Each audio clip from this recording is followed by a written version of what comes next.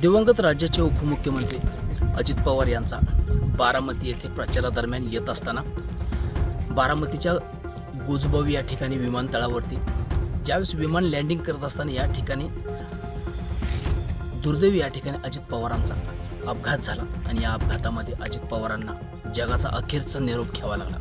मी सध्या बारामतीच्या गोजबावी या ठिकाणी विमानतळावरती आहे। या ठिकाणी आपण पाहू शकतो तर याच ठिकाणी विमानाचा अपघात झाला होता आणि त्याच अपघाताच्या ठिकाणी अजितदादांचा या ठिकाणी फोटो या ठिकाणी ठेवण्यात आला आहे। या ठिकाणी सर्व नागरिकांना या ठिकाणी कार्यकर्त्यांना देखील या ठिकाणी भावपूर्ण श्रद्धांजली अर्पण करण्यासाठी या ठिकाणी फोटो प्रतिमा या ठिकाणी ठेवण्यात आलेला आहे। या ठिकाणी अनेक जण कार्यकर्ते येतात, अजितदादांचं देखील दर्शन घेत आहेत। त्याच समोर आपण जर पाहिले तर या ठिकाणी अजितदादांना या ठिकाणी श्रद्धांजली अर्पण करण्यासाठी नागरिक दाखल झाले। नेमके त्यांचे काय भावना आहेत ह्या त्याच्यावर काय सांगा दादा, कुठून आला? मी आत्ता तीर्थक्षेत्र देहूवरून आलेलो आहे। मी इंदापूरचाच आहे आणि आज दादांना खरं एक महिना झाला आहे, अजूनही विश्वास बसत नाही। आजही मी भोळ्या आशेने आलो आहे की आज मला कुठेतरी दादा बारामतीमध्ये भेटतील किंवा कुठेतरी दादांचा ताप मला अडवा येईल। त्या भोळ्या आशेनंच मी आज करीत आलो आहे, पण वास्तव वेगळं आहे। अजूनही स्वतःवरही किंवा कुठेच विश्वास बसत नाही की दादा गेलेत। त्यासाठी मी आज दादांच्या पुढे नतमस्तक होण्यासाठी तर आलो होतो। बरोबर एक महिन्यापूर्वीही मी आलो होतो, 3 दिवस मी इथंच थांबलो होतो। पण तेव्हापासून ते आज म्हणजे जवळजवळ 1 महिन्यामध्ये अजून एक क्षणभरही असं वाटत नाही की दादा आपल्या गेलेत। असं वाटतं की दादा कुठेतरी परदेशी दौऱ्यावर असतील किंवा दादा कुठेतरी मुंबईला असतील किंवा कुठेतरी प्रचारानिमित्तानं गेलेले असतील। ह्या भोळ्या आशेनं समस्त बारामतीकर असू दे, दादा प्रेमी असू दे, एक आस लावून बसलेत की दादा कधीतरी येतीलच। ठीक आहे, नाही नक्कीच खरं तर आपण जर पाहिलं तर नागरिकांच्या या देखील भावना देखील दाटून येत आहेत। काय सांगाल एखाद्या दादांच्या आठवणी? मी आज दौंड तालुक्यातून आलेला आहे सहजपूर गावावरून। तर दादा हे कामाचा माणूस होता आणि दादांचा दिनक्रम हा सकाळी 6 वाजल्यापासून चालू असायचा। दादांच्या दरबारात असं होतं की सामान्य माणसाला पण जेवढी किंमत होती तेवढी राजकीय माणसांना किंमत, जेवढी सामान्य माणसाला किंमत होती। आणि दादांचा स्पष्ट वक्तव्यपणा असा होता की दादांच्या पैसे गेले ना की दादा डायरेक्ट सांगायचे, होणार असेल ना काम तर दरडावून एखाद्या अधिकाऱ्याला फोन करून सांगायचे की हे काम झालंच पाहिजे, आणि नसेल होणार तर ते दुसऱ्यांगत असं गोड बोलून नाराजी ओढून घेण्याची की क्षमता दादांच्याच होती। दादा डायरेक्ट स्पष्ट सांगायची की हे काम होणार नाही, असा दादांच्यात स्पष्ट वक्तव्यपणा होता। तरी दादा त्यातून महिना झाला आता आपल्या विमान अपघातातून आपल्यातून गेलेले आहे, पण असं विश्वास बसत नाही की दादा आपल्यातून गेलेले आहेत म्हणून। की असं मोबाईलवर जरी दादांचा फोटो बघत बसला तरी टचकन डोळ्यातून पाणी येते की बाबा दादा आपल्यात नाही।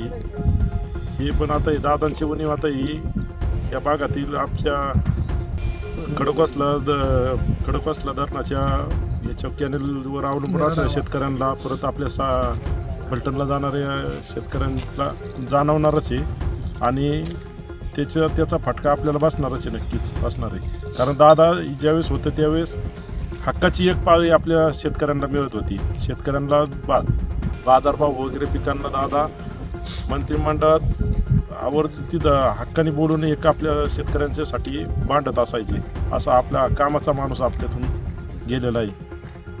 नक्कीच खरं तर अजितदादांबद्दल बोलायचं तेवढं तितकंच कमी, बोली कसे चालले त्याचे वर्णन पावले अशा या प्रमाणे दादांचं काम होतं। काय सांगाल आज आपल्यातून दादा काय विश्वास?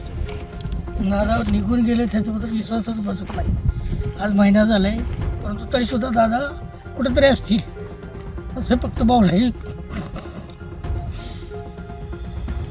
अमर रहे अजित दादा अमर रहे, अमर रहे अजित दादा अमर तर रहे, या ठिकाणी अमर रहे।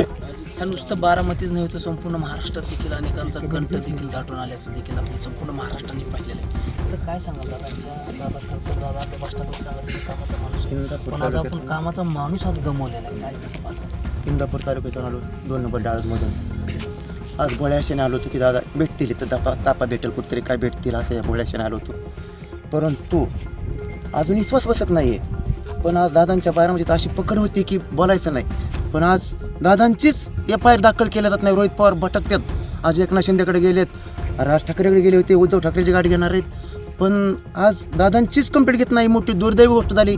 दादांची बारामती म्हणलं तर वचक होती या पोलीस स्टेशनवर याच्या औषधावर, पण आज दादांची एफ आय आर घेत नाही. हे मोठं दुःख झालंय. सगळे अधिकारी दादांचेच होते, पोलीस दादांनीच आणलं हे सगळं, परंतु दादांची एफ आय आर दाखल घेत नाहीत. म्हणजे दखलच घेण्यात आज म्हणजे यंत्रणेची पकड सुटलेली आहे. तर मोठं असं हे झालं. दुर्दैवी गोष्ट आहे की दादा येतील असा विश्वास आहे अजून बी. एवढीच पांढरका चरणी प्रार्थना करतो. आज महिना झाला दादाला जाऊन, पण विश्वासही बसत नाही. टी व्हीला जर दादांचा फोटो बघितला, बातमी बघितलं तर जेवणच नाही, मनाने धार लागते तसे बघता बघता. पण बातम्याची तर फार आवड. आत्ता बातम्याच बघत होतो घरी, पण वाटलं नाही जायचं. असंच गाडीतून पेट्रोल भरलं आणि पटकन एक जोडीदार गाठलं, निघून आलो तडक की जायचं दर्शन घ्यायचं, एवढीच भावना होती. पण अश्रू थांबत नाहीत आणि दादा येतील असा विश्वासच वाटतोय.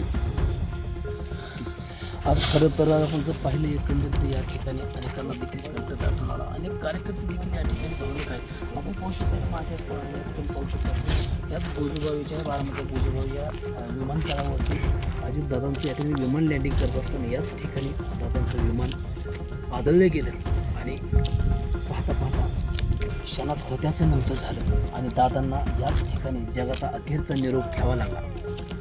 आजही देखील दादा हे आपल्यात नाहीत हे देखील जनता या ठिकाणी मान्य करत नाही.